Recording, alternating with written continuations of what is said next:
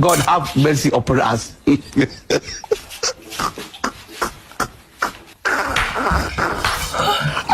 Babati. Yes, mama. Hey. Hey, bata shakana. Nchechoka msana. Huh? Aduh, bobo. Aiwa babati ndarwadziwa. Kucho munakuta kuya maiti. Chichakura mari yachanga chambokwana ere. Babati zvinhu zvakakwira wazvinzwa kumusika. Zvinhu zvakakwira zvekuti ndazotowedzera $100 yangu kuti nditenge grocery. Usadaro iwe. Ini kudai pa 200 yawandipa iye uchiti unotenga zvimwe uzotenga nehembe. Hamuna kana hembe yandatenga ini.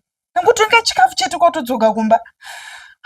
Ndarwadziwa iwe zvinhu zvakakwira.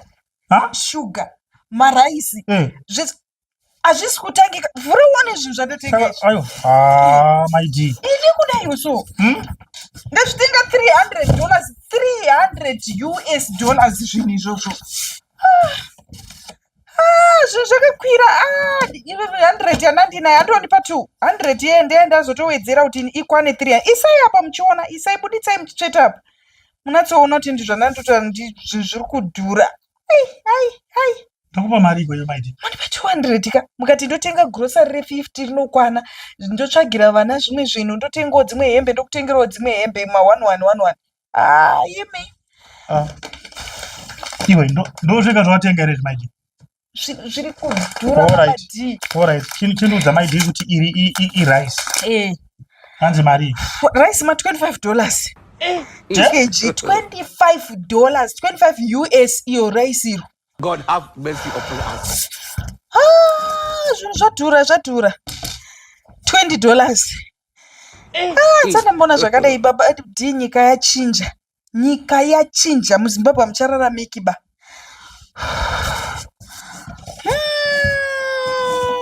Kwechichi. Ipai njeo yekucleanisa. Unoita mari. 15 hatinawo, handisina kana option kutotenga. Ndozvitoripo ndatongotega nditore nekuti ndikasatora zvibudi. Majarini Romeo $35. 35 icho chigaba icho chiuri kuona izvi. Grocery rakurwadza.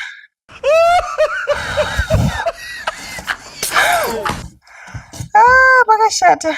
Iri jemu. Jemu ma 50 US. Kuti ndisiye jemu racho ndorekuisa pachikafu. Ndaida kudi. Kuti ndisiye zvavisingaiti. Ide kudai grocery rese rori kuona $300 ipapapa. Pa 200 yaizasi rutokwana. Iro iko ndazototora chibhokisi chacho chakadaro. Chaichita 65. Saka roiko kuti muri wacho tibike usina roiko hazvidzi. Zvatopera kama iti hamusina chinomo. Hapana. Mutaura here maiti 200 yandakupai ndoya makwanisa kutenga grocery iri. Tinopedza mwedzi here. Hapana. Patodiwa imwe $300 futi handiri kutaura kuti ndawedzera imwe 100 yangu kuti nditokwanisa kuzotoya nemafuta nerice. Sugar hapana. Ende 2 kg 1 yesugar hapana kwatinombosvika nayo. 2 liters 1 yeuyu hapana kwatinombosvika nayo nevana. Ndezve 200. 300. Ndawedzera mari yangu $300 ndawedzera kuti nditenge grocery rauri kuona iri. Matowedzera mari yenyama. Ndawedzera ingo ndototaura ndawedzera 101 kuti nditenge grocery ikwane 300. Aiwa zvinhu zvadhura saka zvandanchitofunga ka imimi raisi ndowedzerwa uyu unonzi mafuta muchatondipa imwe $300 kana zvoma 500. Haina pasina kwatichaona mari. Nei baba timukasaona mari munoda kudini? Haina mari ndakupai 300 my dear kuti mutenge grocery. Kana zvikanzi zvinhu zvacho zvakwira mukadzi wangu kukwira kusvika pakuita jemu rinonzi $50 riri 1. Jemu rikuita 50. Ani muri kutoona rakatoita kakudzikira. Ndoanga akatochipa chakaita ma rejects ma $50. Original racho rakatozara riri sealed rachinzi 75. Ndati nditore ne 75 mari yangu haichakwani. Ndinodzoka kumba ndisina kana nechimwe chinhu. Ndazotora ma 50 waya anenge achinzi ma rejects mama ofu chakuta ikwa anenge ada uraswa. Watenga mushopu hivi. Kumusika. Kumbari chaiko. Kumbari ndokunototengeswa grocery rakacho mutauni hamusi kutangika. Mutauni chemu ma tuck shop ekutauni aya hasi kutangika. enda kuti mundidzosera $100 yangu iyoyo ndotowo plan yezvinhu zvangu bozi ndaibvisa kubusiness. Mondipa imwe 500 ndonowedzera grocery rikwana. Nekuti zvinhu zvadhura izvi. Tosa foni yangu hapo mboiona ere? Muda chi? Foni irapai. Foni irapai. Sandambona zvakadai. Ndambobata bhururu wangu ari kumusika uko ndinzwe kuti zvinhu zvanyanya kukwira zvakadii anotengesa kumbari iko. Anotengesa chi? Anotengesa magirosari emumbari imomo. Baba timuda mubvuti. Ndakunzwa kuti zvinhu zvanyanya kukwira kudaro sei iwe warumboita profit yei kana wachitengesa zvinhu kudai. Wari kunyanya kuita sei? Wozi anotengesa mumusika imomo.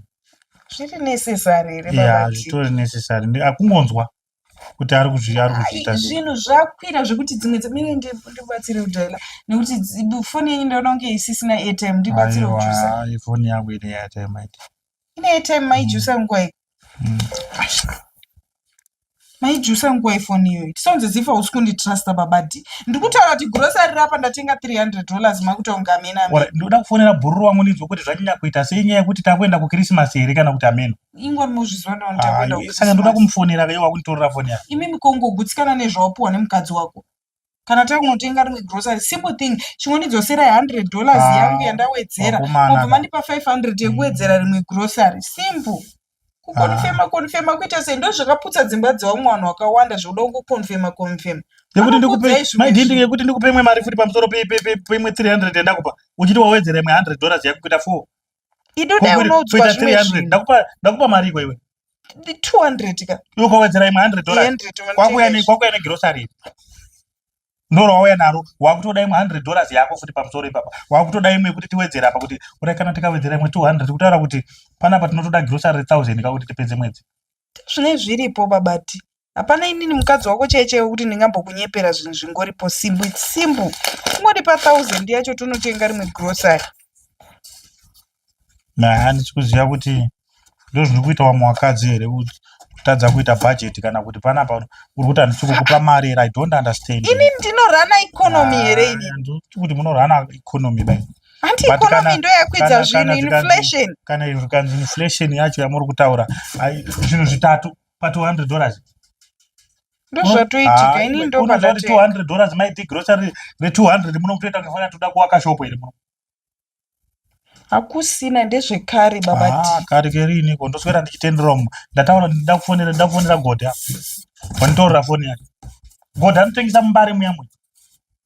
Iri grocery unonoita nomba kwenyu iri pana patijika grocery kakadai soka. Torenesa kumba kwenyu iri undojiwa kumba kwenyu. Sapana patojike. Tojika grocery ranotenga pana pari. Chini ndinotenga rimwe grocery babati ndozvinyaya ingoripo simple thing. Kuda kuwirirana nini mai? Chimondipa kamari ndonotenga rimwe grocery. Chanda kuziva futi chimwe chekuti uri hure rangu here kana kuti uri mukadzi wangu pendura ipapo. Nei. Bosi mamadira uri kuita mari maiti wakuti angafanika hure. Ipapa ndakupa 200. Handitika. Ndikakupa mari yako ukati uda kutenga zvinhu zvako ndikakupa 100 ndikati $100 usaishandise kutenga grocery. Ndeyako tenga tumabhurugwa tunhu twako twaunenge uchida.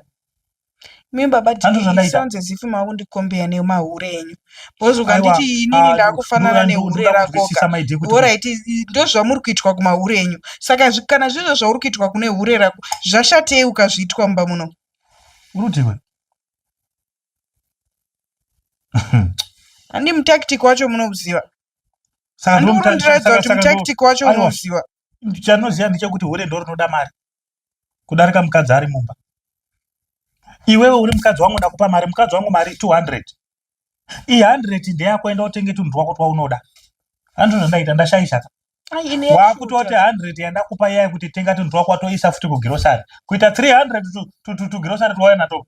Bottle 100 mafuta nepacket 100 sauti. Rice. Come on mani maiti. Ndopandatenga ndokondro ndaona izvo. Saka ndandokukutaura ndechekuti iri grocery rawatenga iri ndariona. Harisi kudyiwa pano haribikwe pano. Riendese kumba kwenyu unoti mama ndakutengera grocery re200. Mandidzosera 100 yangu anditi. Nokudzosera 100 ndoiona kuti ipi baba timuzoita mafanisi neni. Chingondidzosera 100 yangu towirirana. Iri grocery ndoritumira mai wangu ane matini tumira. Ndakuita mafanisi neyo macho. Uri kutoita mafanisi. Bhoza ungambotaura kuti inini 100 yangu yandashandisa. Uruziya munhu urutaura naye ini ndakuita mafanizi newe. Ndozvorutaura. Mama kutaurira pasi kunge makutoita nyaya iri serious. Ndokuda kunzwisisa kuti iwe uri kutaura kuti inini ndakuita mafanizi newe manje. Ayo ndotobvunzawo zvepamari yangu yamandipa chindidzoseraiwo ndatenga grocery mondidzosera mari. Simple baba dhipo kuti iwewo kutozvitora personal. Ndikapinda bedroom ndikadzoka panapa unogona kutaura kuti mari yese yandakupa waisa kupi.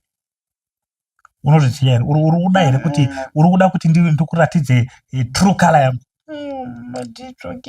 Uda unyatsoona zvakanaka ora chaiwa chimira ipapo. Ana ndakufonera godera ukatora foni zvogoti chimbomira izvozvo wakutaura kuti hanzi wakuita ndakuita mafanizi manje neni kwawe baba tinga tichitaurirana murumo watamba chadonha reenda kupe mari baba ndiwo rega nditaura muchokwadi nyaya ndiyoyo yangoitika iyoyo pandapinda mumbare so pandapinda mumbare baba ti sorry baba saka pawapinda mbare ndopawatenga izvi chaitika ndechoti pandapinda mumbare baba chinzanzi ukabheja $10 unopuhwa tumadhishi twepurasitiki kana kuhwina $20 so ndabheja pekutanga pandabheja kekutanga $10 pandahwina kadhishi kedhora saka ndafara ndobva ndabheja futi 100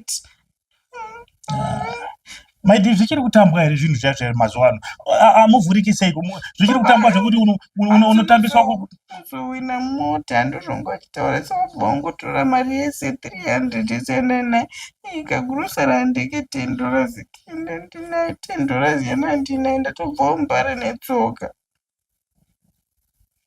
haidzi fani nyama yegweye kunona mukadzi mukuru kubva panapa pamba kuenda kundosiya mari muchadonha iwe wakawataritsa wakomana unoti pane panobuda mari yakawanda here paipa kana kuti ndimi muchitorerwa mari